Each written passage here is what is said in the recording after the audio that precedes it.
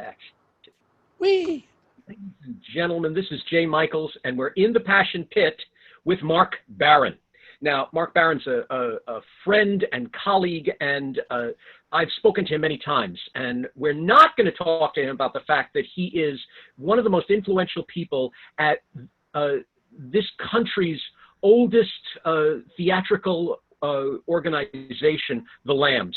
He is the shepherd or president of the Lambs, and thanks to him, they are still thriving even in this pandemic. There have been meetings, there have been lectures, there have been interviews, there have been movie nights, there have been performances at the Lambs, and it's all because of Marc Baron. But we're not going to talk about that. We're going to talk about the other part of Marc Baron. We're going to talk about Marc Baron, the screenwriter. He has a piece out called MegaBalls. Now, before you put your dirty mind on, MegaBalls is sort of a send up of the lottery. It's think a little bit of the producers, a little bit of any what do you call it? I can't think of the word now. TV shows. Big Bang Theory meets The Sopranos. Thank you. Thank you. Wow. Being locked up has lost my mind. Anyway, so Marc's going to talk about his show. Now, the reason we're talking to him also is because his show has reached the heights of success, and yet it's also the heights of frustration. He has 24 awards for the screenplay alone. Marc, tell us all about MegaBalls and its mega success before we get into the mega pain in your balls over it. Well, I wish it were a mega success. The screenplay is doing well. I'm dealing with what so many other independent filmmakers deal with, and that is finding the money. There's what I call the Bermuda Triangle of filmmaking. In order to make your movie, you need to get three things. You need the financing, you need the actors, and you need distribution. The people with the money want to know who are the actors. The people who are the actors want to know where's the money. When you go to a distributor, they want to know who are the actors. So it's just, you keep going around trying to get one person to move an inch until you can get more. But there are so many facets into raising a film, not just for the people tuning in. We are talking about a $3 million budget to make this, which in the world of independent film is a healthy budget. In the world of film overall, it's a baby budget. We could go over, if you wish, why we settled on that budget amount.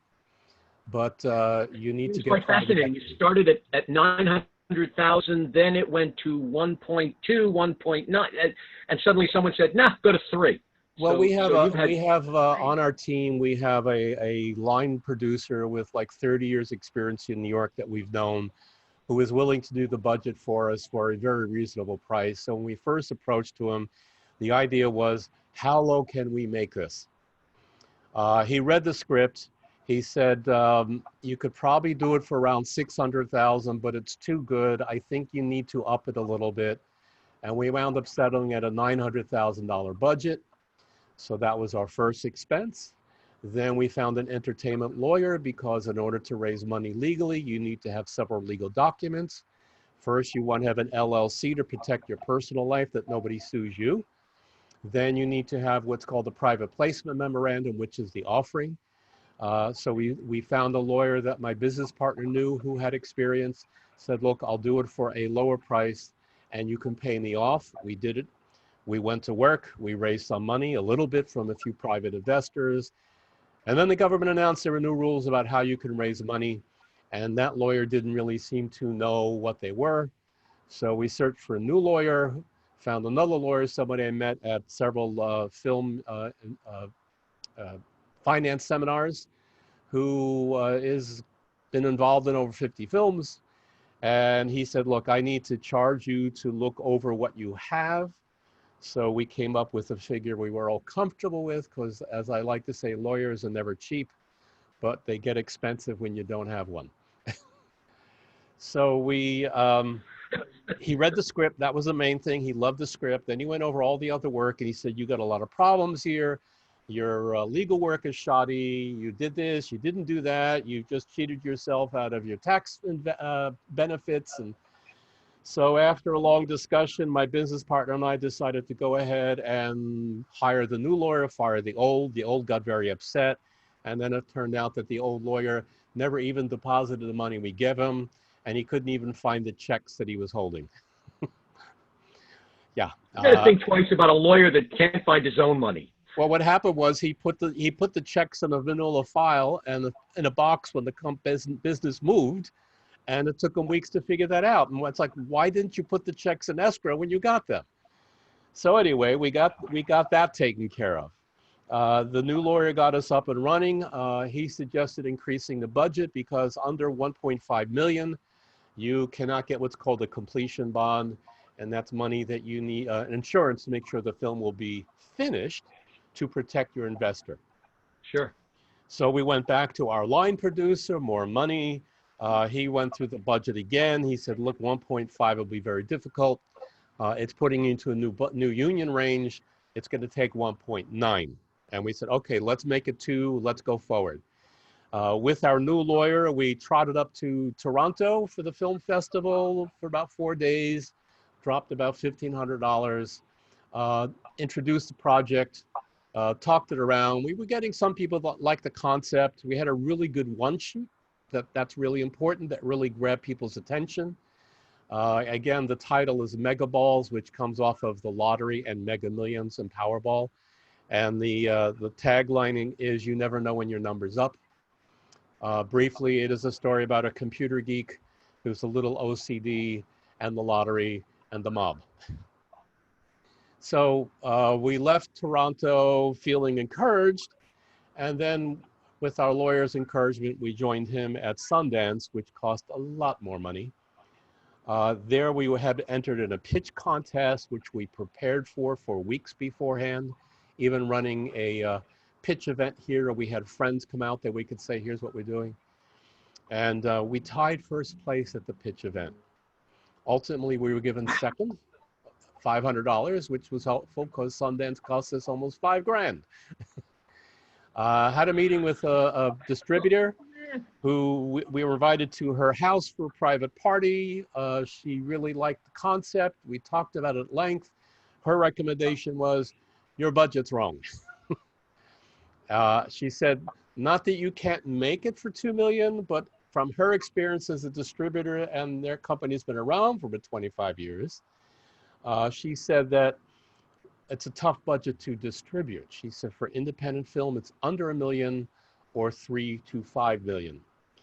And because we had a comedy that usually needs to take some name actors to sell, she recommended upping the budget to at least 3. Back to the line producer, back to the lawyer, more money.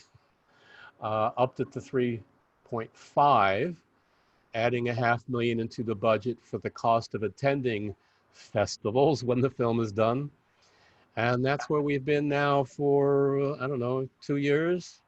Wow. We keep having little things that kind of slow us down, like my business partner's apartment, his house burned down and he was out of a home for 6 months. I get struck in with Bell's palsy, took me out of the ring for 6 months. Now we've got this pandemic taking us out. So it seems like we're always, pedaling, trying to get where we're going without a chain on the bicycle. Now the great irony of this, you hear this and you think, oh, well, but you won 24 awards for the screenplay alone. Well, we had a plan because there are a lot of these screenplays, and if anybody's watching and you have a screenplay, you can look out. There's so many festivals and contests. After I thought I had a great script, and after my partner read it and thought, yeah, let's do it, I said, I need to get some objective ideas besides the lawyer who loved it. So we entered into 2 contests, which for part of your fee, which was like $50, they gave you feedback. They gave you like a 1-page feedback about what was wrong with your script.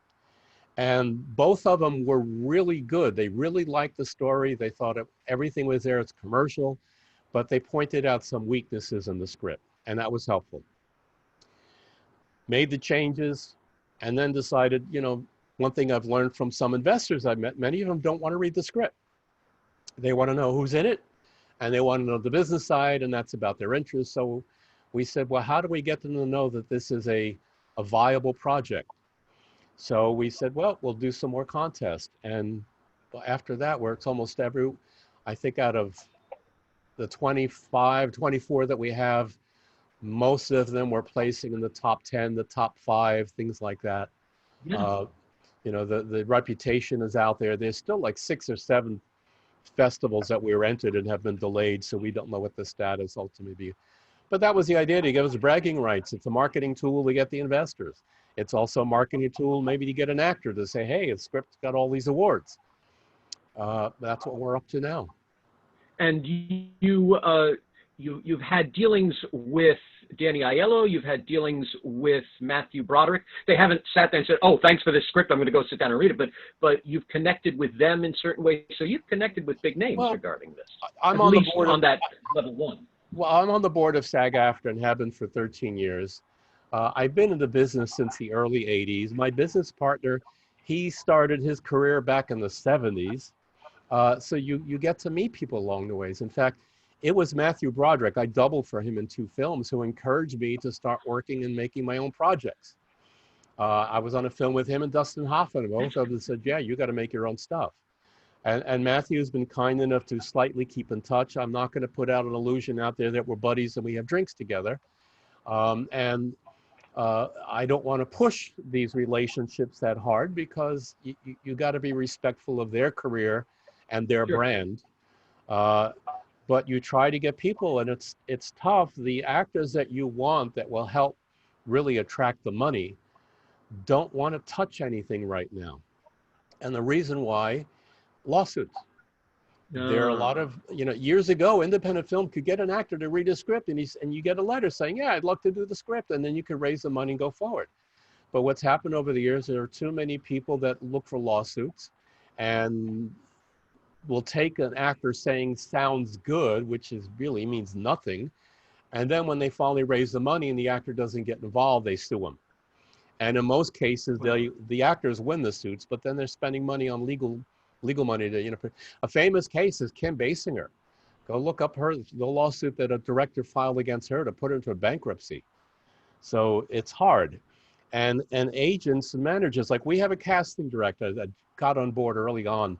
Her name is Ellen Jacoby. She's based in Miami. She's like the top person in Florida. She cast the Burn Notice for the TV series.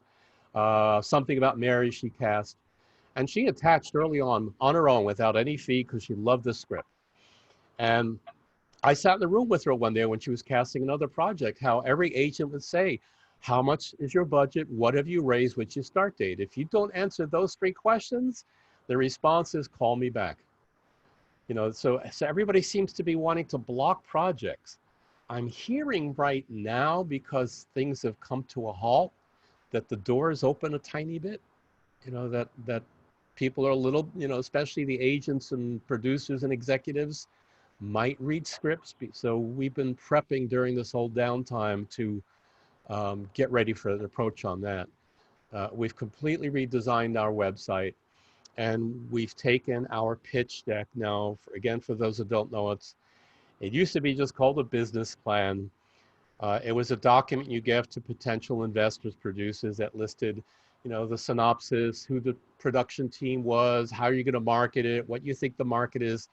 And it's a document. And then if you think about it, a document is linear. You read page 1, page 2, page 3 until you get to the end of it. We had a business plan. It was about 22 pages. It looked good. And, nobody really was looking at it. And during this downtime, I've attended some online producing lectures.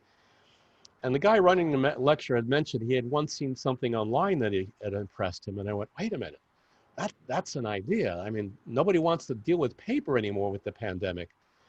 So I have some computer skills, and I decided, how can I turn my pitch deck into something else? And so what we've come up with, it's electronic. It's built into our website. It's password protected. But it is what I call an interactive, multi-dimensional proposition. you go into it and you come to the disclaimer, and then you get to the main menu, and then there you can click on the page you want to read, whether it's, you know, who are the filmmakers, and then it comes to that page where there's all the filmmakers, and then you can click onto one of their names and find out about that person. And then you can go back and say, all right, what are the tax incentives? And then there's 3 things about that. And it allows the person who is interested to jump to look at the things they want to read in any order, skip what they don't. And on the surface, it looks like it's 20 pages, but it's about 56. But it can read like wildfire. Just you go where you want to go. Exactly. Wow. And it's got videos on it, and it's interactive because it makes you click on buttons and not just sit back and read a piece of paper. So now our plan is now to start doing some homework and start looking at who can we send emails to see if they'll look at a blind project, meaning they don't know anybody involved. Will they take a look at that pitch deck? All right. So you and I have to sit down at some point offline and figure out how to get people online for that, because that sounds amazing. What's also amazing is the movie itself. I was there for both readings. You did one reading at the Lambs and one at the Players, and both received resounding applause and show-stopping laughter. Yeah, that was very gratifying to hear other people laugh at it. I could imagine going, okay. What's interesting about it is you push the envelope with this, and we don't even realize it because you throw some stereotypes at us here, but then you kind of unmask it, and it becomes learning lessons for it. So as much as one might look at it and say, oh, there's Sopranos in there, no, there isn't, or there might be. Or I took advantage because, you know, when you write, they remind you. When I learned a little bit about writing, is you're misleading the audience. You want, like a magician. You know, the way a magician works is you're distracting the audience from what you're actually doing. So in the idea that I had in the script, it was kind of, well, what if I take these stereotypes that the audience will accept and keep playing with them, and then when we finally do get to the ending of the overall story, turn them all on their edge. So that was, and the reading, if you recall the first reading at the Lambs, that was about, I don't know, a block and a half away from a helicopter crashed on top of a building in the middle of our rehearsal. So we didn't get everybody showing up that we thought would. The one person I was so excited who showed up, his name is Mike Reese. Mike is a 4-time Emmy Award-winning comedy writer. He's got a Peabody. He's got all kinds of awards. And he's been one of the writers of The Simpsons for 28 years. Oh, and he and his wife came. I had met them once at a book signing that he did for his book.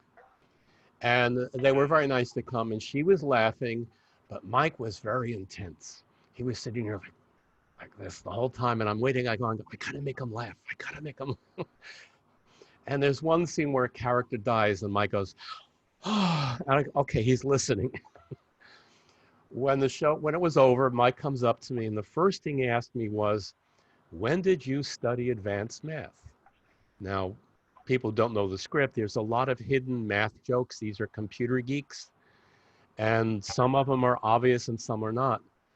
And I told Mike I did the homework when I started writing the script. And he was just so impressed.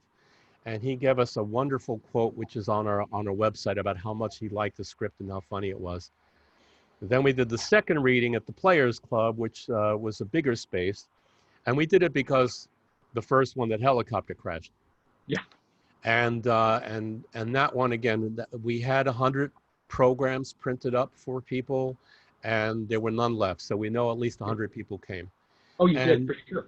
Yeah, and they got every joke. They caught every joke. And that was just, you know, as the writer, it just felt really good saying, okay, they got one. They got that one. You got that one. So the readings are, I think, anyone who's got a play or a screenplay, you need to do readings first yourself and then for an audience, and then get that live feedback to keep working your material. Oh, sure. And we also did it hoping we get... Go ahead. You had Robert Villegas there, you had Jan Ewing, you had Max Berry, you had all of these reviewers for theatrical publications, and all of them came over to me at some point or another and said, this is hilarious. This is wonderful. And we also hoping to get some money people to come, and some did come to the second one, but you know, they all had their excuses. Oh, my money's tied up already. But my favorite was a friend of my partner's, and when you look at this guy, you would scream, "Mob." Ah! He's not, but that's just the way he looks and the way he dresses, and he calls me over when this was done. He goes, "This has got to get made." So It's funny, Jan said the same thing. He walked over and said, "Does he have the money for this yet?" And I said, "He's working on it." "Oh, good, good. Tell him to keep working and get that money. It needs to be done." And he walked away. So and the other thing we've been working on too is that, you know, you have to go to a would-be investor, the money people, and do more than just say, "Hey, we think this is a good movie." You know, obviously you got to show them how you plan on making the movie and how you plan on selling the movie, because that's part of your plan. But we also work very hard to deal with tax incentives. And we have really good tax incentives that if you add them all up, we have effectively reduced their risk by about 40%. So in translating... An overview in terms of tax incentives. I bet that's something not a lot of people know about. When you say tax incentives. Okay, there are multiple incentives. First of all, on the federal level, there are incentives and they're a part of the Jobs Creation Act. Now, the main one everybody talks about, it was called Section 181. It's been around a long time. Very simply, it allows an investor to deduct their equity against passive income the day you break escrow, the day you make your first expenditure. So if some guy puts up $3 million, the day I start spending that money, that's the year he can fully deduct it against passive income, which is generally real estate or other businesses that they don't operate. So that has since expired, but we're grandfathered into it. So we still have that. There's a new variation of it called the 168A, which is a very similar one about the deduction, except it moves the year into when the film is put into action, meaning released or distributed. The downside with 168, somebody put their money in it today, and the movie might not get the distribution until 2022. And will they need that deduction in 2022 that they need now? Because we have both of them. It's an either or. They can't do both. We've covered both ways. So you've got an investor that says, I need the money now, or I think I'm going to need the deduction next year. So that's two. There's a third one called 199A, which gives a reduction on the taxes based on the income they get.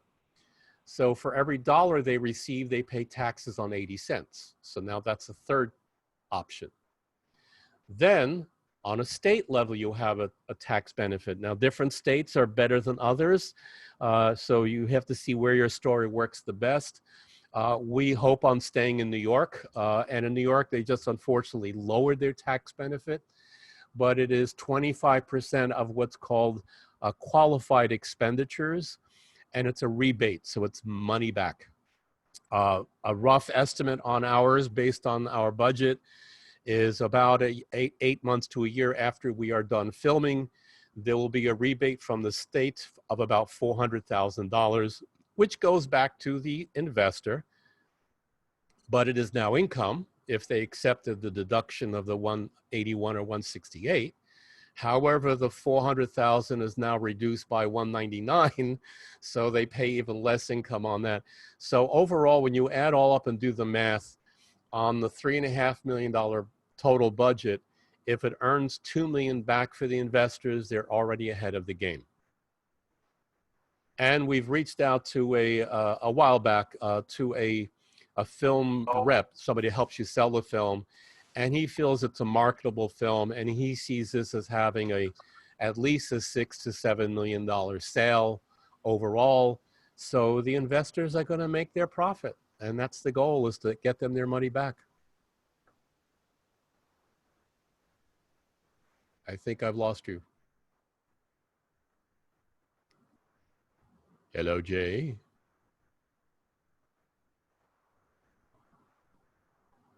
Jay.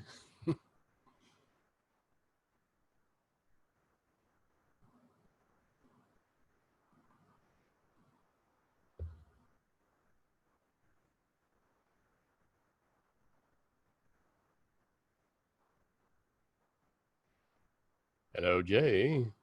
You're gone.